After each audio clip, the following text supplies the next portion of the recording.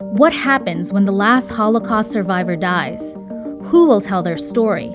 And is there a way to be remembered forever? Do you think you were brave during the Holocaust? I don't look at it that way. I look at it as maybe being selfish because I wanted to live while everybody else around me was dying, was being killed. The Illinois Holocaust Museum and Education Center in Chicago found a way to permanently preserve survivor stories in the world's first 3D interactive hologram exhibition. Much like Siri or Alexa, you can ask the hologram questions. What is your message to us? Young people who don't know what they're going to do with their life, my job is to insist, to instill in them that they have the ability to overcome all types of adversity if they believe in themselves and if they're willing to pay the price. Aaron Elster was 10 when he survived the Holocaust in Poland. He escaped the ghetto and hid for almost 2 years in the attic of a Polish family.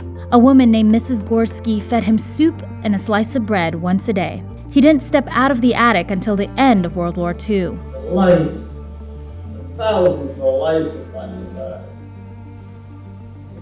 The inability to wash, to brush your teeth, to change your clothes, cut your hair. It's all those.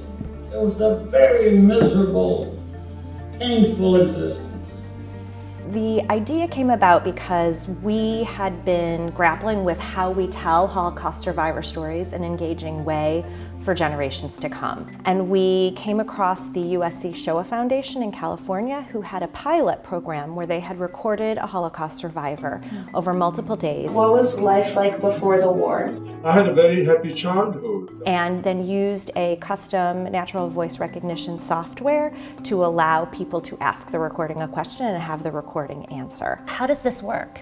Sure. So what you're seeing, which looks three-dimensional to us standing here, is what's actually called a Pepper's Ghost. And what it relies on is a screen on the bottom, which we have an LED screen on the floor, and then what we call a foil that's kind of a angled plastic, and the projection that is coming from the floor bounces up and then it projects in a three-dimensional way. They all come to Los Angeles for about a week, and they sit under a dome of lights surrounded by cameras, more than 100 cameras. We go through the process of asking them 1,500 or so questions. It takes several days. It's very tiring, especially when you're older and you're sitting in front of lights and answering difficult questions about your life. The answers are recorded. When we asked the question under the dome, they started speaking. They kept talking until they were finished, and we don't edit anything in between. Authenticity is really important to us. It wasn't really about the technology. I mean, for us, it's all about telling stories. What happened to your little sister, Sarah? When my poor little sister died,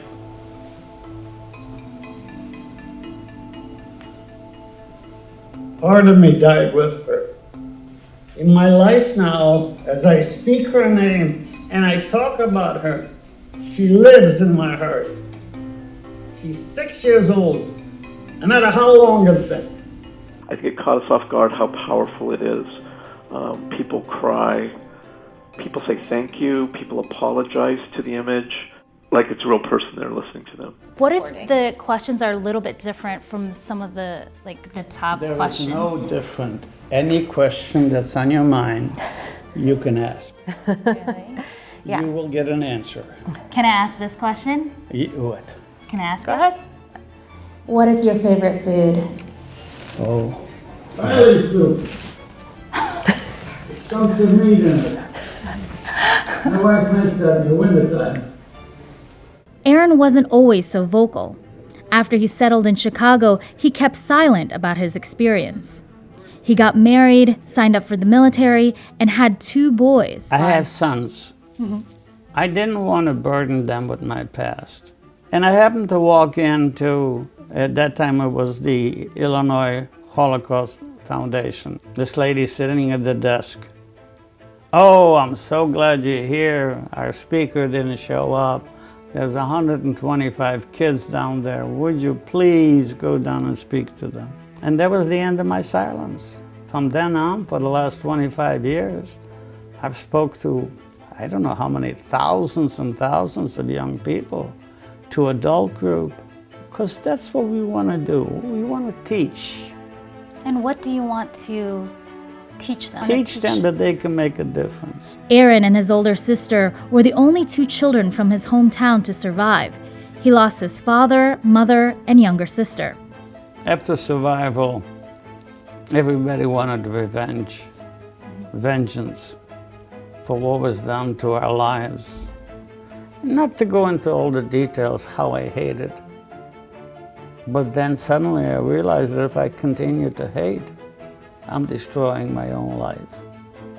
So all you're doing is punishing yourself and causing you pain by continuing to hate. And I had a family. I wanted to have a normal life. What was your initial reactions to when you first saw your hologram for the first time? The truth is, I was crying. It brought tears to my eyes. I was very emotional. The scenery, the humanity, that human being sitting there speaking directly to me, I was very much affected by that. So even today, and I've seen it, many times with students, I still choke up at certain things. It's been 84 years since the Holocaust began, but anti-Semitic views still exist. The Southern Poverty Law Center reports an increase of hate groups in the country. The FBI reported an uptick in hate crimes. Of the 1,538 offenses motivated by religious biases, 54.2% were anti-Jewish. Across the country, there are 130 KKK groups, 100 white nationalists, and 99 neo-Nazis.